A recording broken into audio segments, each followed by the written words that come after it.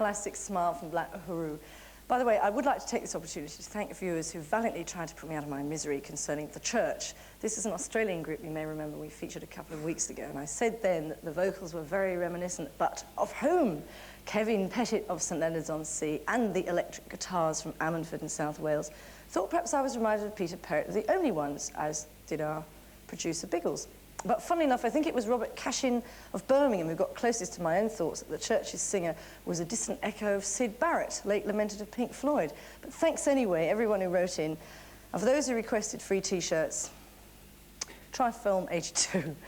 Angie Bowie, Davy's ex-wife, had a book published yesterday called Free Spirit. It's a combination of autobiography of her years with David, included with some of her poetry.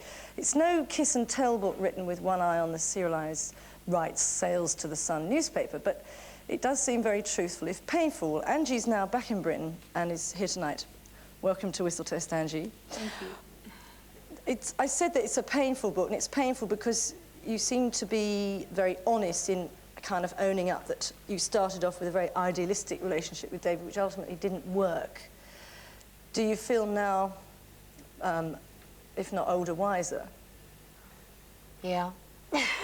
I definitely feel wiser and jolly happy to be older and realise that it's okay.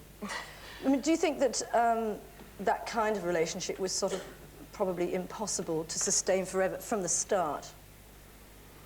So you seem a very free spirit yourself. I mean, did that make it more difficult, do you think? I suppose it's always painful to talk about failure.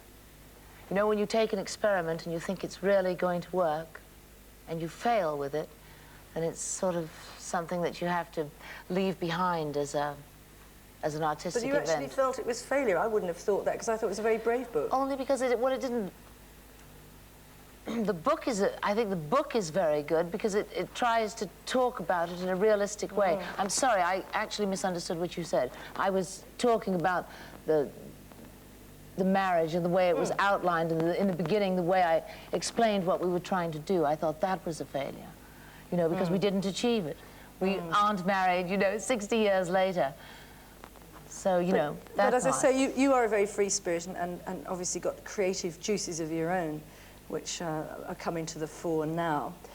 And in fact, as I said, that the book is not just prose, but it's also a lot of poetry in that. Is that something that's been going back and back for you, writing poetry? Yes, it's, I suppose, since I was 10 or 11. And I wish I had some of the original poetry to have put in the beginning chapters, but I never kept it, I'm afraid. I hoped I'd get better. Yeah. I mean, is it your intention now to perform poetry?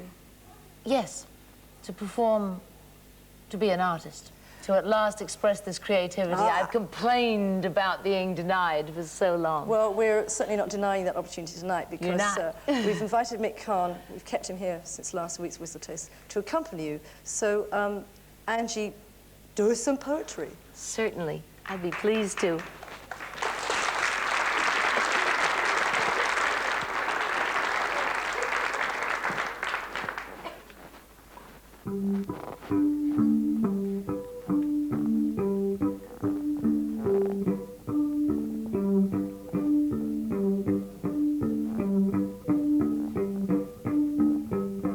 Today, tomorrow, yesterday are geographical locations in time's abhorrent calendar where there are no vacations.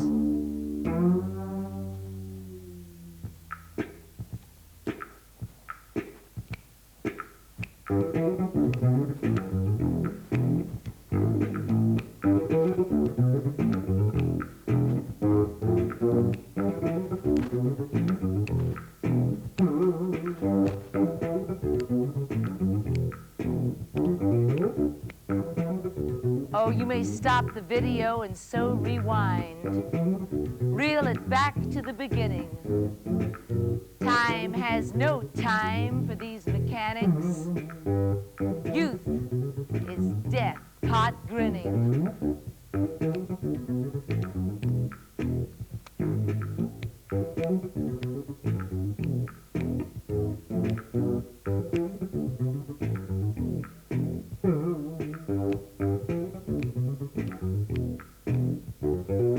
Is it possible to make old time a friend and so acquire the wisdom we need at judgment's end?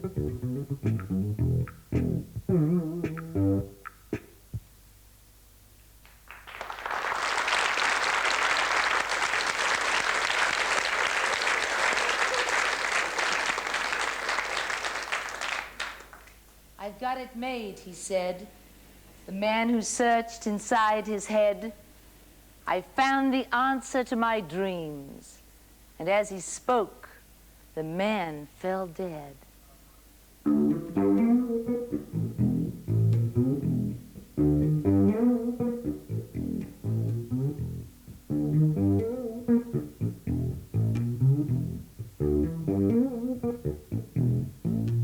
I read his words today. Does awareness reveal the final goal? Will I turn and discover death has robbed young men of their final breath? I saw violent fear and loathing for warmongers dressed in peacemakers' clothing. I saw prejudice for past crimes' guilt, hatred of law and the things it built.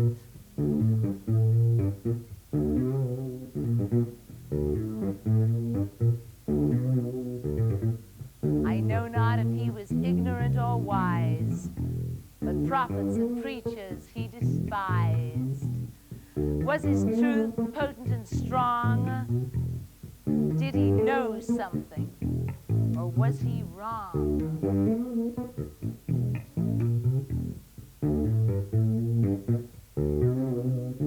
A dead man touched my soul today. Imprisonment nor pain can take my heart away. Spellbound by his words, I will try, give another chance of my decision to live.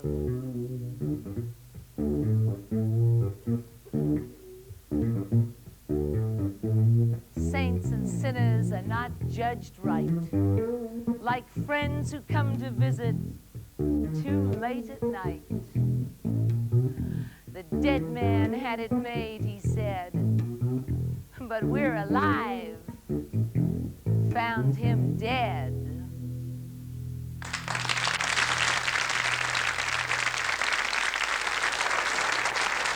Very much alive, Angie Bowie, and also thank you to Mick Karn, who accompanied her. As I said, we kept him trapped here since last week with Japan. David. And now for something completely different.